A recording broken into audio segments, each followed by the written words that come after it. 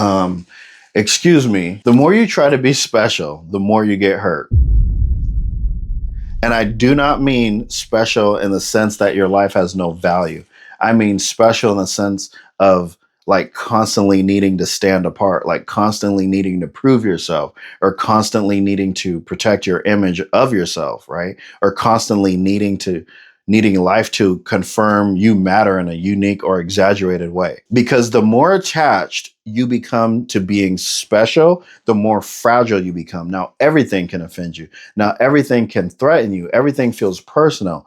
Now every moment that does not recognize you, choose you, elevate you, or affirm you starts to feel like a wound. Why? Because when the self becomes too inflated, it becomes too easily to injure. You see what I'm saying? The ego always suffers more than presence does. The false self is always demanding. It wants attention. It wants validation. It wants distinction. It wants the world to keep proving that it is important. And when the world does not cooperate, it hurts. That's why we'll bring up what we're going through to people, because we want to be satiated.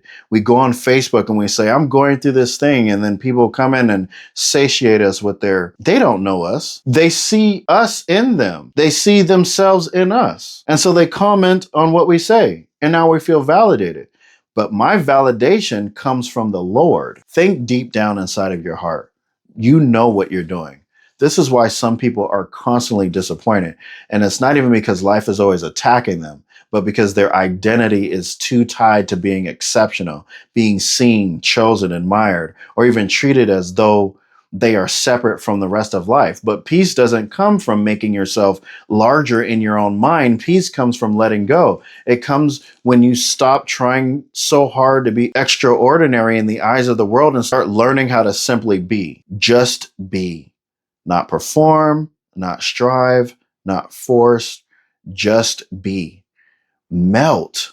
Let the rigid version of yourself soften. Let the version of you that is obsessed with image and control and separation begin to dissolve. Become a part of the wind and the earth. Like, in other words, stop fighting reality so hard. Stop trying to stand above everything. Stop trying to get yourself to be the center of every experience, because become part of everything. Become present enough to belong to the moment instead of trying to dominate it. Be humble enough to participate in life instead of constantly trying to extract identity from it. We're always consuming and consuming and consuming. When are we going to create and put back into the system? Because you want to become grounded enough to remember that creation is not asking you to perform your worth. It's inviting you to live in harmony with what already is, with who he says you are. And I think this is where a lot of suffering comes from, because people are trying so hard to become somebody that they forgot how to simply exist. So they keep reaching for significance through comparison, through attention, through recognition, through control, through identity performance. But the more they try to become special in that way, the more disconnected they become from peace, because now they're separate. They're separate from the moment. They're separate from people. They're separate from creation. They're separate from the simple gift of being alive.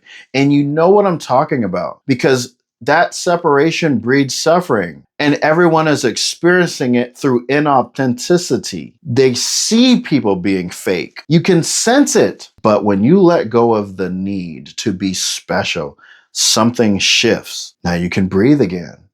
Now you can enjoy again. Now you can belong again.